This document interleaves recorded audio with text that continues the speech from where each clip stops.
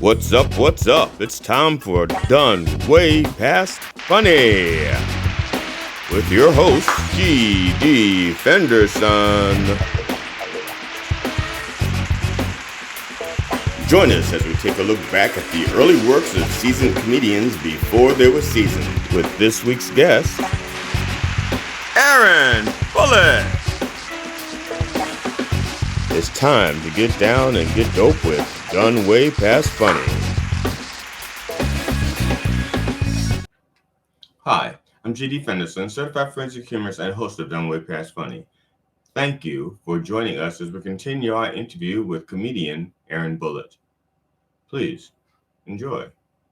Same thing with Marvin Gaye. I'm literally reading a book about him now because I love to study people and history, particularly Black history. I love learning about people and how their experiences through history. But, you know, the same thing with Marvin Gaye, like Before What's Going On, which is literally that album is in like it's considered one of the most profound, prophetic concept albums all the time, right? Yeah. Barry Gordy, they were like, no, dude, we are singles, pop music to the full effect. He was like, nah, man, like, this is who I am. I want to change. And Barry Gordy was like, if you do this, you're going to fail. Like, it's not going to work. And he was like, well, that's not our formula.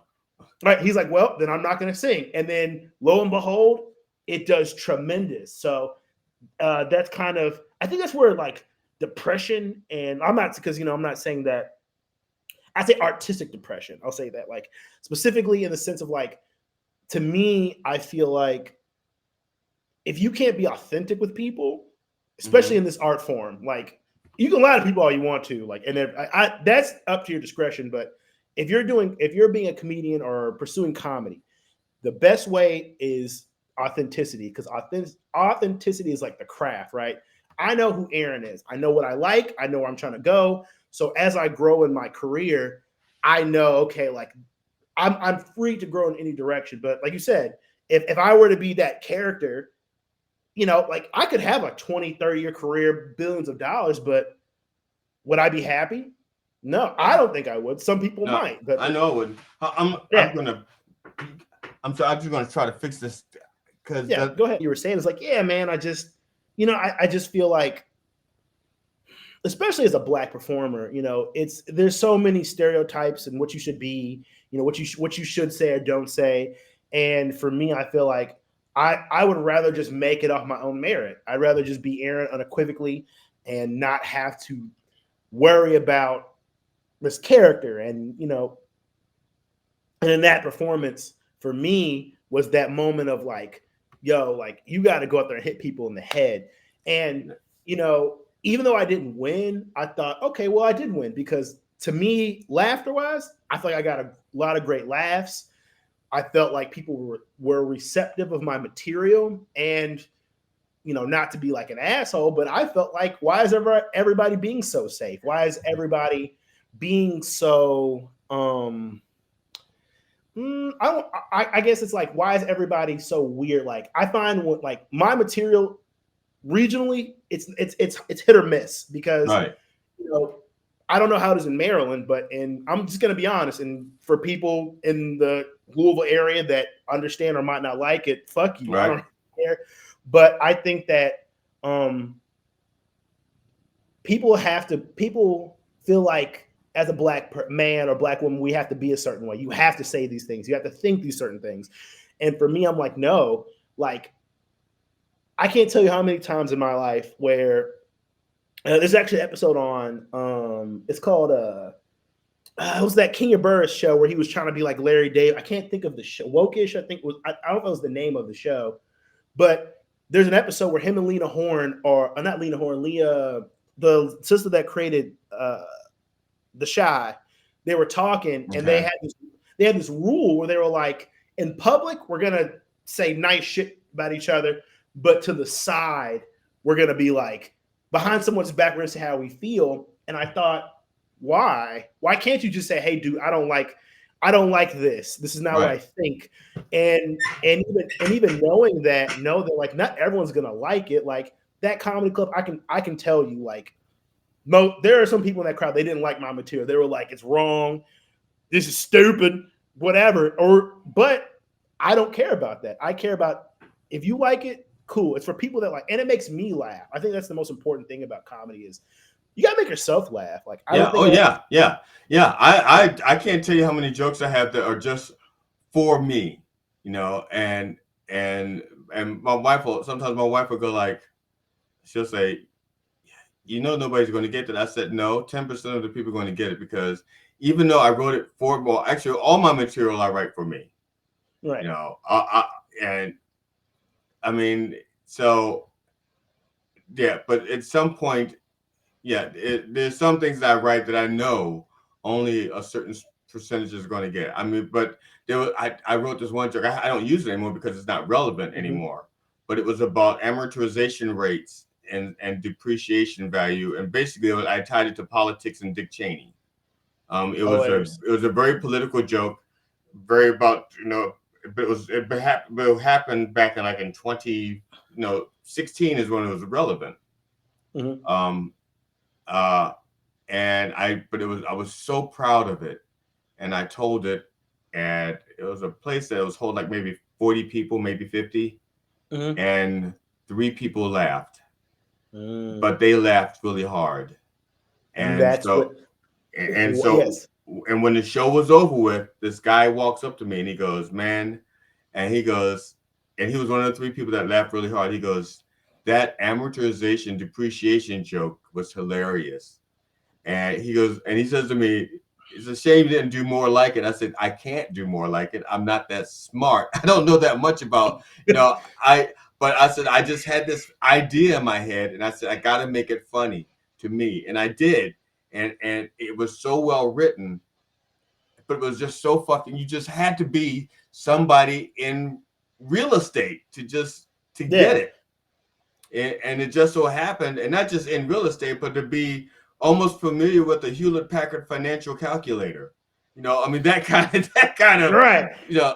I don't know what that is, but you explaining it, that sounds funny. And that's kind of where I'm the same way of like, that's kind of how I think of comedy of like, if I go to it, like you said, same thing. If I do 10 people and 4 people really like my shit, that adds to me, that's like, okay, that adds up over time to where, okay, that builds a fan base, that builds, because I know we're going to talk about the business as well. And that's kind of, I have a business. So I have a double major in marketing and managing. So how I look at things as from Sullivan University in Louisville, Kentucky. I don't know. We don't have a mascot. We're just Sullivan. Like they don't have like a mascot. We're just like we're the Sullivan tuition. Give us your money. So, so that's kind of how I think, and I think like, well, from a business perspective, 3 people from one night.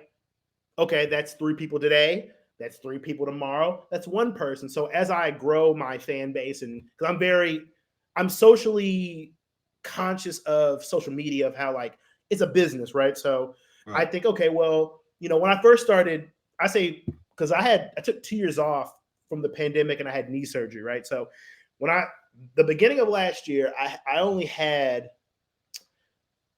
321 followers on Instagram. Today, I have about 820 something. But in my mind, I think, okay, well, that's coming from 1 follower a day, 2 followers a day. Some days I've had like 10 people follow me, right? And I kind of feel that way with comedy. And some people don't like the business side of comedy, which I think the biggest lesson my dad ever taught me was if you don't know the business of what you're doing, you're going to fail because you got to learn that aspect. So for me, I look at comedy as like, okay, well, I think everybody wants everyone to like them. And I know that sounds redundant, but like, I don't expect everyone to get my material. I don't expect everyone to like. It's like Michael Jackson. There are people who don't like chocolate. Chocolate's been around for fucking thousands of years. Michael Jackson, right? Like I have a joke. One of my best jokes that I love the most is, and this is kind of a simplification of it, but I think what I love Michael Jackson, right? Because he turned tragedy into triumph. He turned from getting an ass whooping into dance moves, right? So we're all like, poor Michael. I feel bad for him. Meanwhile, he's in his mansion spinning around going, woo, and counting his money, right? Now, like, do I really believe in child abuse? No. Yes. Oh no. No. It's a fine. No. I It's a believe it fine line. exists. I believe it Right. exists. I thought you was gonna say like in Santa Claus. Do I believe in weapons? No. Oh, they Right. exist. No. That's where I was going. Yeah. Like I don't think that child abuse and ass whoopings are always effective, but I Right. do believe in the idea of like the synonymy of like it does something. And I think that the best comedians are the people who just are themselves and they become. I think it's not always about being liked; it's about being respected. And I think Yes. Yeah. you might not. I just want people to understand you might not like my material, but respect me as a comedian. Like I've told people because me and April we put on comedy shows. Excuse me, and I've told people like, dude, like this is this is me and these other comics. This is our material. If you want to leave or you don't want to come, that's fine. I don't mind. Like I did a recording recently for 4x3 or 3x4. Forgot it's dyslexia, but they just record local comedy shows. And the one I did, they were supposed to promote it. It was only like 10, 15 people, and some comedians were like, I don't like this. Because you've met comedians that are like it's the crowd, it's the air, it's my farts, it's but for me, I'm like, dude, okay, whether it's 2 people, whether it's 10 people, and to me, it's like Patrice O'Neill says this a lot. It's the attempt, and for me, I just want people to respect my attempt at saying what I'm saying. If you don't like it, fine. If let's say after 20 years of doing this, or however long I decide to do comedy, I just do small comedy clubs. That's great. My goal is to sell out fucking soccer stadiums type shit. That's what I want personally. But for me, it's not about being famous. It's the attempt that I could possibly be that, but I also could be somewhere else. And I think that with comedy, people focus too much on just like being liked, and it's not about, because just like that joke, right? You said it was that joke doesn't, it just doesn't, it phased itself out, but you capitalized on that moment and it was funny. And I feel like if you try as a comedian, if you try to be liked, you're just not going to be funny, because not everyone, we don't live in that world where everybody likes everybody. Like I only want people that enjoy Aaron, that like hearing what I have to say, support me. But it's just like social media. Like I've posted videos, clips. I've had people literally go, fuck you, nigger, you suck. And I just go, thank you for your comment. That's all I say. Thank you for your comment. Because to me, whether you comment to like it or comment to hate it, it's all the same thing. You watched it. So and I still won. You watched it and it affected you. So I win. Yay. So that's just kind of how I am. And, I just don't think that I would be happy doing this if I cared about, and I did when I first started. Oh man, I used to, I know you've had that where you do a show, you're like, this is terrible. Fuck, everything just goes wrong. Well, I've never felt that bad about a show, but I've really? had shows where, because when I do, like I've had shows that didn't go the way I wanted, and I'm pissy, but that's because I guess I can show you. I don't know if I can or not. When I do a show, let's see if I've got one here. Okay, here we go. I actually, wow, I don't know when this is from, but I have a script. And I don't know if you can see it. I have, like, you see those yellow lines? Yeah, that's like are those your punchlines? Or wherever I expect a reaction. So it doesn't necessarily have to be a laugh. It just has to be the reaction I want. And so I'll go through and I'll watch the video at the end to see if I hit all my marks and if I did what I wanted to do. Now, my wife goes, that was a great show. And I'll go, yeah, but. Yeah, and that's what I'm talking about. Maybe we're saying it, and that's kind of, I do that. And I've had shows like that where it didn't go the exact way. Like you said, I wanted, and I felt like I failed, but I go back and I'm like, oh, wasn't that bad? Or people are like, right. And then I learned from it. Yeah. And I tend to find with comedy, and I would love your opinion on this. I tend to find that's what it's about. It's about the moment. Like, it's not about, the writing, the stage presence, all that are just facts. But at the end of the day, it's all about capturing living in the moment. And sometimes I think as comedians, we forget that. We forget that, you can never truly be mad at yourself because you did the best you could in that moment. And it's easy to say. It's like, so, I mean, what do you think about that? Well, like I said, I try not to be mad at myself. I just try to learn from what I did and make it better next time. That's basically it. I mean, I I I have a goal. I try to see if I reached it, and if I didn't reach it, I want to know why. I want to know why I left out a line or why I didn't say something. Quite often, I'm really annoyed by all that sparkly stuff around my shoulder. I thought it was like the Prince, like a vapor, like a. Do you remember from the Dave Chappelle shows? Like, I seen this aura. Like, I thought, is that like your aura? Do you have like a black aura or orange? Yeah, no, it's I don't know what it is. It's I can't. Fuck it. Yeah, it's like the Once I changed the lighting in that room, it's like, because I got rid of my incandescent lighting. I have natural lighting in front of me through the window. And you have a green screen, so that kind of messes with I'm using the green screen. Yeah, I know what you're talking about. Yeah. Yeah. So, I want to answer here. I'm distracted, partly because you talked about Michael Jackson, and I want to show the next clip because I think that's the Michael Jackson clip. Yeah, go ahead, and I would love to tell you, like, yeah. I think. So part two. At the place in Cincinnati, I forgot already. Go Bananas. I'm gonna write it down. But Go Bananas. I'm gonna write it down. Yeah. So Go Bananas at in Cincinnati, Ohio. Yeah, the Cincinnati part I can remember, just the Go Bananas. All right, here we go. Part two. If you need to go to the bathroom, you have 2 minutes and 2 seconds. No, I'm just kidding. Let's be exact and come back.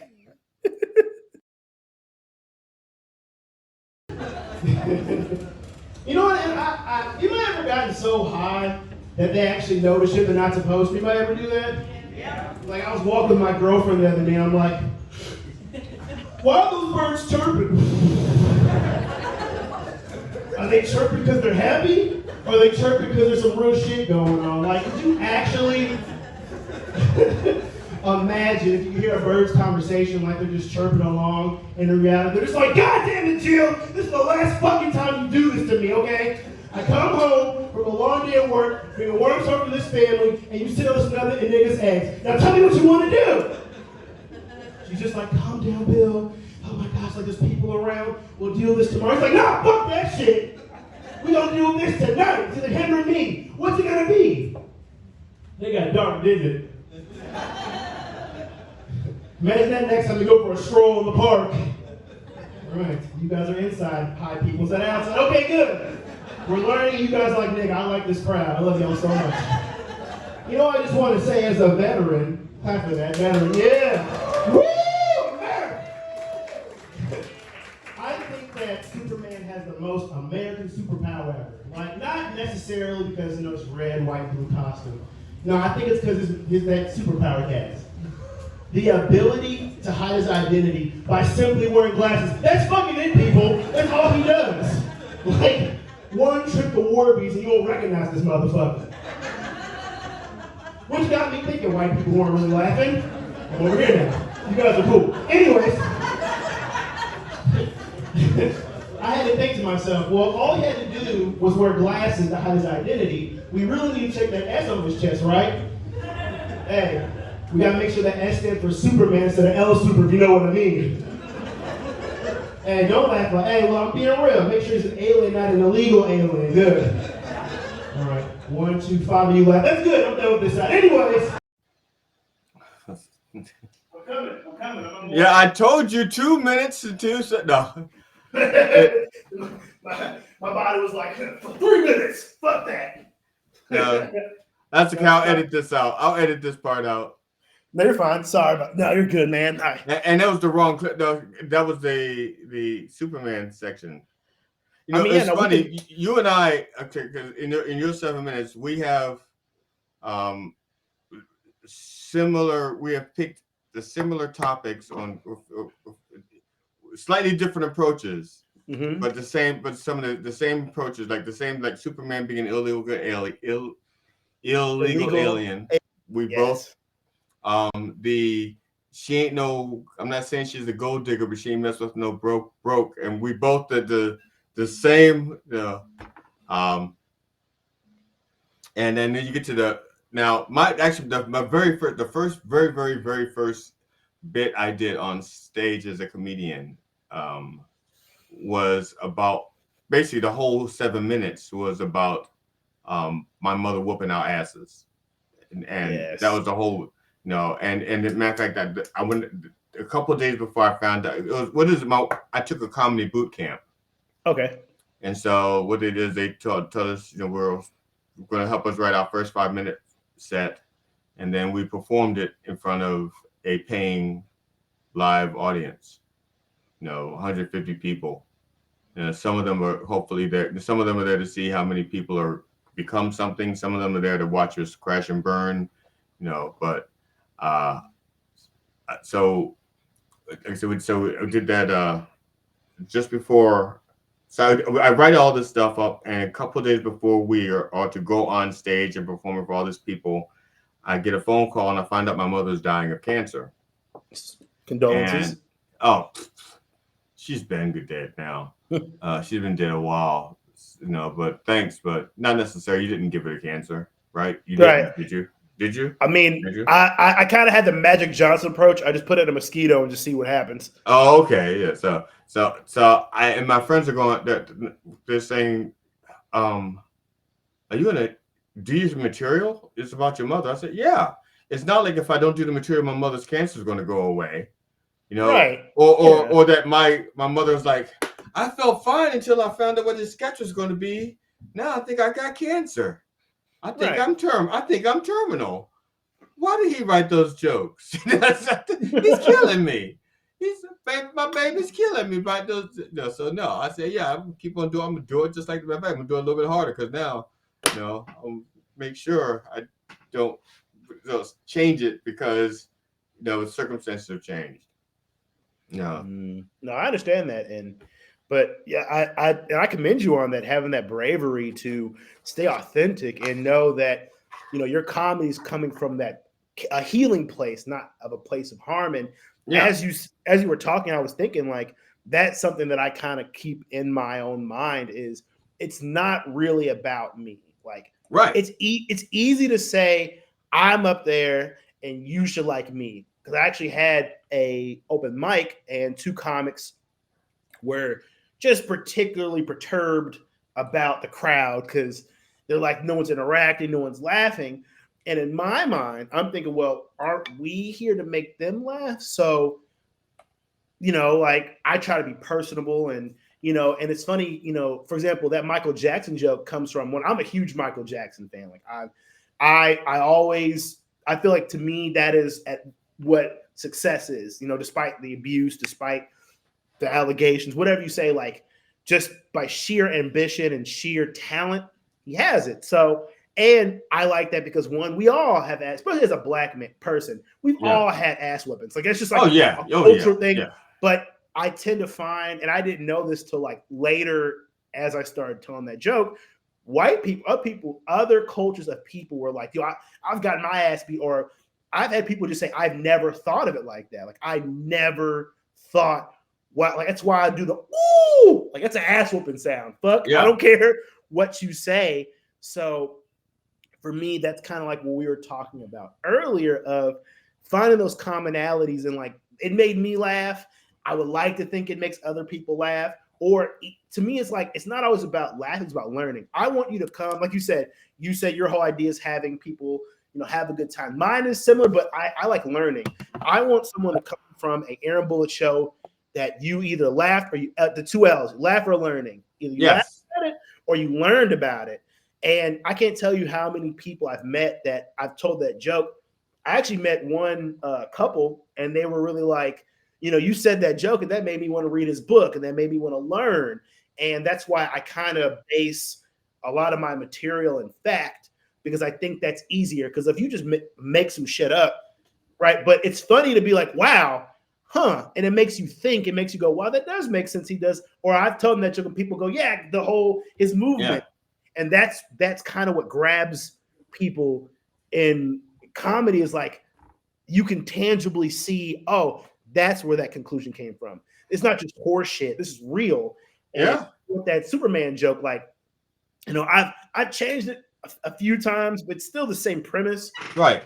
That joke, like, honestly, like, I think that's funny. I think that it's hilarious that we call, as a veteran, like, we call these people illegal immigrants. I'm like, everyone in America is an immigrant for the most part. Right. Like, we have this idea of what being an American and cultural country pride, but you let this fucking alien that came from nowhere wear our colors. Like, I gotta see this motherfucker. Like, for me, I'm like, yo, Superman has to sing the national anthem or something to prove. And I tend to find that's what's funny, is like just that exaggeration of like, what if? Like, I think that comedy is like what ifs of, what if this happened? What if this went this way? Or what if, and I think, in my opinion, comedy has gotten to this point where it's like literal. Like, people want comedy to be so literal of like, this is what it is. And it's like, no, like, where's the fun? Where's the panache? Where's the showmanship? Where is that imagination of like, this is the world as it is, but there's also this other world that could happen if people thought differently. And I like to allow people to peek into those dimensions of, what if we lived in a world like, it's like those, you said Marvel movies, right? Yeah. Like, people are like, I would love to live in a Marvel movie. I'm like, no, you wouldn't. Like, so you'd be okay with, right now, me and you having this conversation, and Thor just smashes through our house, and you're like, fuck, and you don't think, well, insurance company's gonna be like, yeah, right, okay, no, we're not paying for another Thor hammer house. We're not doing this is the third time this week, or like, now I'm like, that fucks up my whole day. Now I gotta do this. And other than that, it's Thor. The first thing they're gonna say is, we do not cover acts of God. He's a god. We're not covering this shit. Right. And then now it just sets up this whole chain of reaction of like, but I also think that'd be funny because now there'd be unemployment. That would solve a huge employment issue because like construction would be up. Like, you'd have, like you said, superhero insurance. You'd have like kits, hospitals. So in my comedy, I like to just peer into that imagination of like, what if, like, because it's as easily as you can say superheroes couldn't exist. They could. And how would you react to that? And I that's my favorite part about comedy, is just. Hi, I'm GD Fenderson, certified forensic humorist and host of Done Way Past Funny. Thank you for watching our continued interview with comedian Aaron Bullitt. And please come back to watch more of our interview with Aaron Bullitt. And when you come back to join us, bring a friend.